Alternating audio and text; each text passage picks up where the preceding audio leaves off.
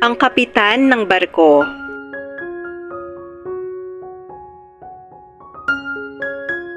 Mayroong isang misyonerong pari ang naglalakbay at sumakay siya sa isang napakalaking barko.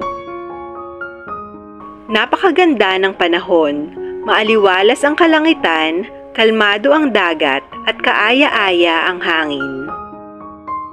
Lumipas pa ang mga araw, sa gitna ng karagatan ay biglang nagbago ang panahon. Dumilim ang mga ulap at lumakas ang alon, tanda na may paparating na isang malakas na bagyo. Hinahampas ng malalaking alon ang barko, nag-umpisang mangamba ang mga tao sa kanilang kaligtasan.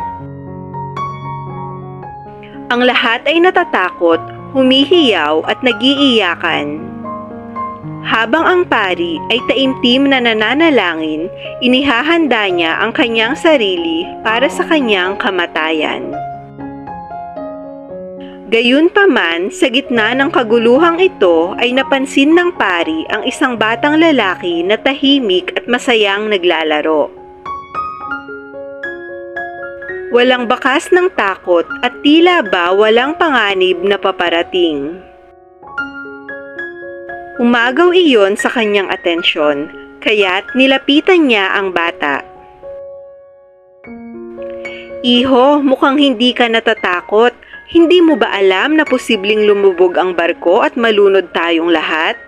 Paano mo nagagawang magsaya habang kaming lahat ay umiiyak dahil sa kawalan ng pag-asa?" Masayang sumagot ang bata. "Kuya, wag po kayong mag-alala kasi tatay ko po ang kapitan ng barko."